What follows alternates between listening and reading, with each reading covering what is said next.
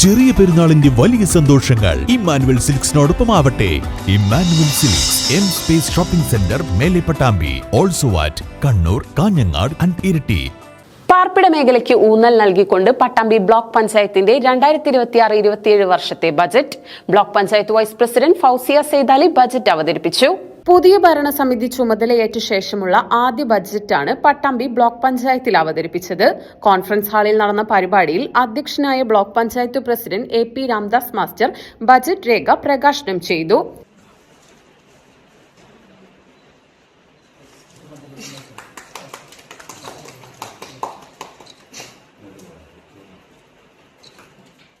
തുടർന്ന് block panchayat vice president Fousiya Saidali budget അവതരിപ്പിച്ചു. വിവിധ ജനകീയ കേന്ദ്രങ്ങളിൽ നിന്നും ഉയർന്നു വന്ന നിർദ്ദേശങ്ങളും ഭരണസമിതിയുടെ കാഴ്ചപ്പാടുകളും സമന്വയിപ്പിച്ചുകൊണ്ടും പാർശ്വവൽക്കരിക്കപ്പെട്ടവരുടെ പ്രശ്നങ്ങൾക്ക് പരിഹാരം കാണുന്നതിനും വികസന സാധ്യതകൾ പരമാവധി പ്രയോജനപ്പെടുത്തുന്നതിനും ഉതകുന്ന പദ്ധതികൾ ഉൾപ്പെടുത്തിയാണ് ഈ ബജറ്റ് തയ്യാറാക്കിയിട്ടുള്ളത്.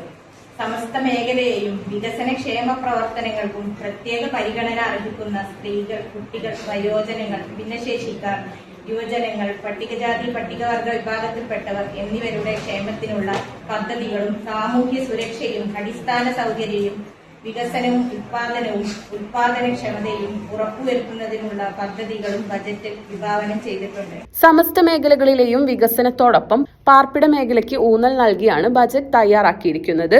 36,27,40,832 രൂപ ആകെ വരവും 35,60,68,500 രൂപ ചിലവും 66,72,332 രൂപ മിച്ചവും പ്രതീക്ഷിക്കുന്ന ബജറ്റാണ് അവതരിപ്പിച്ചത്.